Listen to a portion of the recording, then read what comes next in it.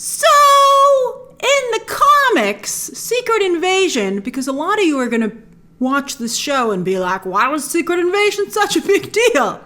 Well, in the comics, it was a huge crossover event. It was the equivalent of an Avengers movie. All the big league characters were involved. It was incredible, with huge action sequences. And it led to Dark Avengers, and so much stuff came off of it. It was a big freaking deal, and it was extraordinarily well done. And when the Skrulls were first, you can probably sense where this review is going. All right, so anyway, but some of you I think might like this. Let's see, hear what I have to say. So when Skrulls were introduced for Captain Marvel, I was like, oh, you don't bring Skrulls to the table if we're not serving the Secret Invasion. And I'd hoped the result would be like a bunch of Mystiques running around, X2 Mystique, when Mystique was her best. But alas, that is not what we're getting, at least so far. I've seen the first 2 of 6 episodes, approximately 50 minutes each. They're long. Oh, they feel really long. I gotta tell you, I took out the phone after a while. It did not engage me. But the not so great episodes of Andor that some people really liked, and some people are like, you're crazy, this is great. And a lot of us were like, make it stop. It's like that. Only they didn't spend $250 million on this show. And the writing isn't as strong. So it's like that, but with like less good writing and less good visuals. I mean, it really looks cheap. And in fact, that's one of the things that bothers me about the show the most. And we'll discuss that. It looks bad. But with Andor, episode 6 got real good. For those of us who stuck with it, it paid off big time. And through episode 10, before it got bad again, it was pretty freaking glorious. About 45% of Andor is brilliant. So to Secret Invasion, which again is just 6 episodes to Andor's 12, does it have glorious episodes in its future? It might, to tell you the truth. There are 2 big moments in the first 2 episodes, big reveals for some characters, and then some quieter, interesting seeds that are planted for the MCU overall. So something cool could grow out of this. I still have 4 episodes I haven't seen, a little bit like Moon Knight. I'm not going to do that again. I liked the first episode of Moon Knight, and then I thought it got boring, but then it got really good. So I think this, hopefully there's really good episodes in the future. I mean, it doesn't have anything as good as the first episode of Moon Knight so far. With these 2 episodes, Secret Invasion reminds me a lot of a movie and a show, which were okay, but both certainly have their fans. So maybe, as I said, some of you will love Secret Invasion right from the start. You'll be like, oh, this is my jam, Grace. And I'll be like, more power to you. I've heard some people say very good things about the first 2 episodes. So, I'm sure there will be those of you out there who like it. But for me, and I did not care for the first 2 episodes, as I said. And I'm not just complaining about a lack of razzle-dazzle, which I feel the MCU, has a responsibility to deliver. That's why people watch comic book entertainment. I'm sure someone will be like, no, I don't, Grace. The reason they're superheroes, if you're watching superhero content, you expect to see some superheroes. Overall, though, I think also, as I said, the show is not particularly well written, despite, I would say, some very good one-liners here and there. I did chuckle and be like, that's clever. It plays more, I think, like someone said, fill 6 episodes about shapeshifters, but you have a small budget. And this is the result, unfortunately. I wish that it had stronger writing. That would maybe make it okay. So far at least, there's nothing like the amazing speech from, Stellan Skarsgård in Andor, where you're like, or Andy Serkis, where you're like, he's just talking, but you're blowing my mind. Nothing like that so far. Some of the one-liners I thought were that good. The movie that this reminds me of is Tinker Tailor Soldier Spy, right? Which I found absolutely torturous to watch and bombed at the domestic box office, but did okay overseas, actually. So maybe this will do better overseas. It certainly had its fans when it came out, who were like, Grace, it's great. What are you talking about? And I was like, it was torture. To me, who wants to see spies just talk and talk and talk and talk and talk in circles? But at least, again, that had good visuals. This doesn't have visuals to match that. Now, the show it reminds me of is The Old Man, which actually had an amazing first episode. That first episode was great. So far, just like with Moon Knight, Secret Invasion doesn't have a first episode that's that strong. But what I think makes these shows seem alike to me is two older men in the spy game with similar yet conflicting goals, reconnecting after working together for decades. Jeff Bridges and John Lithgow in The Old Man, and Samuel L. Jackson and Ben Mendelsohn in Secret Invasion. Now, The Old Man quickly lost my interest as well because I thought it also started to spin its wheels.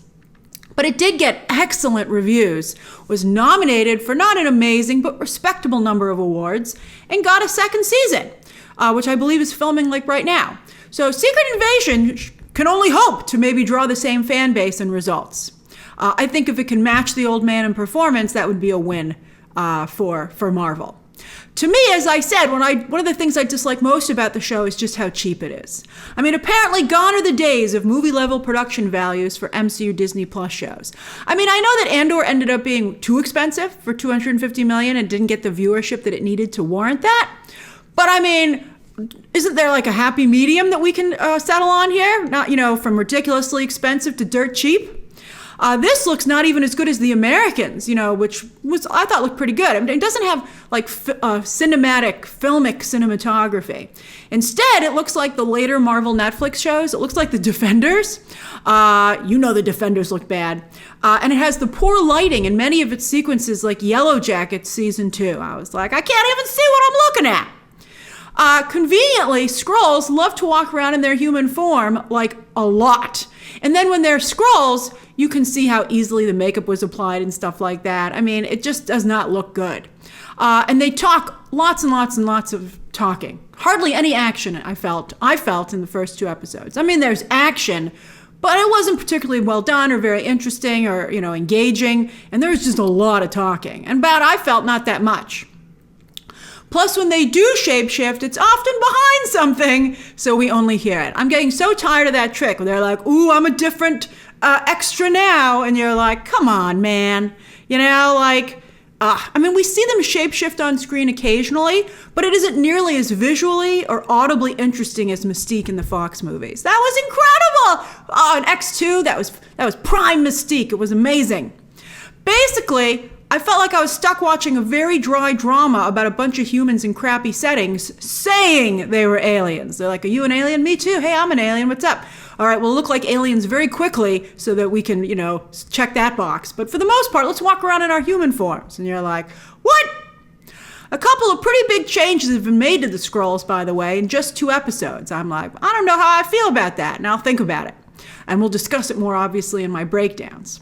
And as I said, while it might be happening very slowly and it's very boring so far, stuff is still happening in the MCU here. So if you're a fan, you might want to sit through these episodes anyway. Because, so far, at least in 2 episodes, stuff is happening.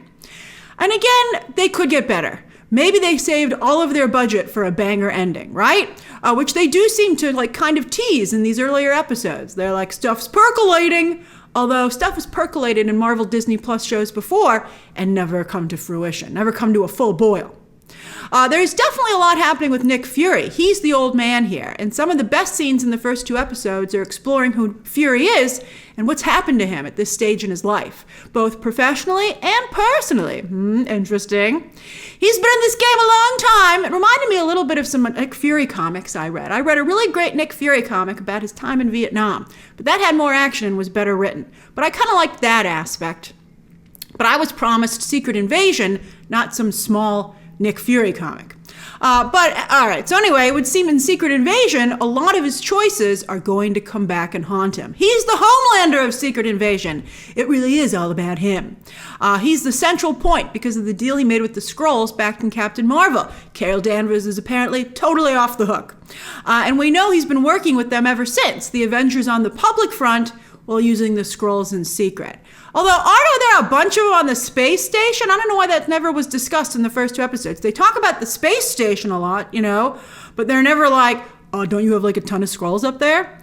I remember that from the end credit sequence. I mean, that's where we thought they all were. Now, that would be fascinating to explore, the 2 sides of Fury's, saber, so to speak, right? Like the people out front getting all the glory and the people who, in secret who aren't appreciated or even known of by humanity for all that they're doing, who might feel pretty unappreciated. But it's not all, roses and rainbows over on the Avengers front either, as we know from Civil War. So to maybe explore that, I think would be really interesting. But unfortunately, they can't show the Avengers because they can't afford them. When someone says point blank to Nick Fury, maybe you want to call your superpowered friends, he's like, oh no, I can't risk getting them involved. They might get replaced with Skrulls. But, it sounds more like an excuse not to use them rather than an actual concern. Plus, how does he know some of his superpowered friends haven't already been replaced by Skrulls, right? It just makes no sense. You'd think you want to check them out first. And it just reeks of a decision and a line that is for budgetary reasons instead of creative ones. And good writing can hide that. And also, they couldn't have afforded like 1 or 2 Avengers for Pete's sakes. I mean, come on. I mean, again, maybe they'll show up later on in the season, but what? So how about the characters that we do have, right? A bunch of humans and human-looking aliens. Well, again, the writing here I don't think is very good, but thankfully we have some wonderful actors who, even when they're not doing their best work, are still entertaining. Samuel L. Jackson himself has been doing this for a long time now, and since Mark Millar fatefully decided to cast him as Nick Fury in the Ultimates comic, right, that's how he became Nick Fury in the MCU, I guess it's okay that, as usual, Samuel L. Jackson is basically playing Samuel L. Jackson. I mean, and I think whenever you see him, it's really more about what he's given to do, which makes a film work or not work. And so far, for the most part, it's all jokes about how he sticks out as a black man in Russia, where almost all of the first 2 episodes take place. I'm like, is this whole show going to take place in Russia? I sure hope not, because again, these sets are hideous. Also, I've been in Chernobyl so many times already, I'm getting sick of it. All right, but I was watching the show, side note, and I was like, did someone build a Chernobyl set somewhere? Like, is it the Chernobyl set from the HBO show? And they're like, hey, why don't we have something taking place at Chernobyl so that we can use the set that's already built and save some money? And I'm like, I don't want to be here anymore.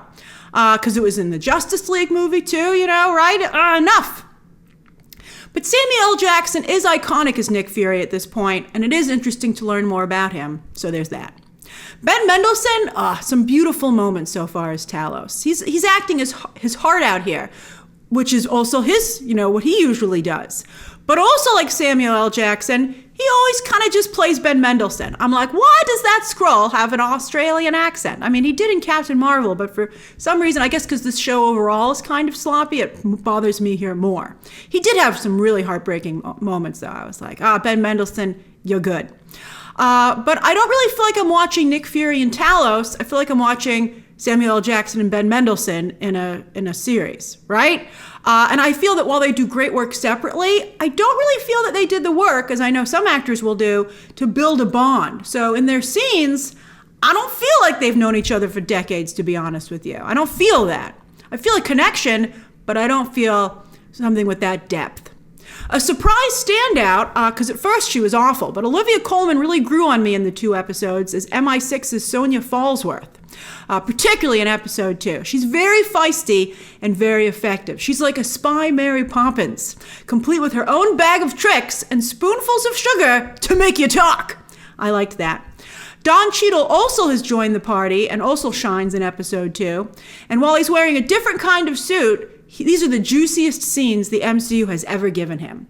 His scene with Fury so far is not only a standout for how heated it gets, but the frank discussion that they have about 2 black men who have risen to such powerful positions in America, and that's all I'll say. I think that's very interesting how that conversation develops. I thought that was pretty good. Although I was like, with Rhodey, I was like, chill, Rhodey, what the heck is this? All right, he said some pretty bad things to Nick Fury. I don't know how they're going to move past it. I also like the casting of Dermot Mulroney as the president, who so far has only shown up briefly in a really cheap White House set. They picked some interesting paintings to put on the wall, and I have to go back and look at that. I wonder if that was intentional, and I wonder what they're trying to say. All right, so anyway, I'm also, whenever I see him, I'm like, what happens to you that, General Ross, a.k.a. Harrison Ford, becomes president for the upcoming Captain America Brave New World? Kingsley Ben-Adir is also very compelling as the Skrull revolutionary Gravik. He really commands the screen. I think he's doing some really interesting choices here as a serious take on a charismatic revolutionary, or is that a charismatic terrorist? It really depends on your perspective and what your own goals are. And I think Ben-Adir gets that across, that duality. And that's what I think is very interesting about his performance. So how about Emilia Clarke? Well, again, maybe it gets better, but so far the Game of Thrones curse lives. Very few of the cast members on that show have been able to escape the curse, nor the projects that they joined. They recently wrote Kit Harington out of Blade, and I think they were right to do so. He took down Eternals with the curse, man. Clarke, though, has been great in some awful films, or good films that have flopped. But here, she's not even good. They stripped her of all of her charisma and personality, two of her best assets. She's not at all interesting to watch here. And why they gave her and Maria Hill the exact same haircut and hairstyle is beyond me. I'm like, why did you make them look the same? As for Kobe Smulders and Martin Freeman, I mean, like, the wardrobe choices here are awful. I'm like, you guys all look awful. All right, as for Kobe Smulders and Martin Freeman, they usually have pretty thankless roles in the MCU, but here, I think both their characters reach new lows. So yeah, I'll keep watching because I'm invested in the MCU, and I loved the Secret Invasion comic so much. There's a part of me that believes this has to do a better job delivering and telling that story. So hopefully, I got 4 episodes for it to go. So maybe it gets better, right? Although I think a lot of us are divided at this point into people who still have hope and people who are like, I'll just binge it later or whatever, man. I can't take it anymore. And some people just, some of you might love this. Again, some of you might love it. They have just enough tease that something better could come around the corner in a next episode. But so far, far cry from the comic book crossover event that it's based on, and it is such a shame if that's the case throughout to waste the Secret Invasion storyline. It's very sad. If you're going to watch the show, try to watch it as soon as possible, or stay off Twitter, because each of the first 2 episodes has one big moment that it will certainly trend on Twitter. And that's the problem with these 3 a.m. drops. It's one thing with the 30-minute Mandalorian or She-Hulk, right, that are light and fun. You can watch that with breakfast in the morning. But who's going to watch a slow, hour-long spy drama before work or school? But yet the one cool thing in each episode that makes it worth watching will probably be ruined for you before you can get to it in the evening. I mean, they got to stop this 3 a.m. drop. So that's my non-spoiler review of the first 2 episodes of Secret Invasion, which start Wednesday, June 21st. Share your thoughts down below, subscribe today, and of course, as always, you can check out some more videos right now.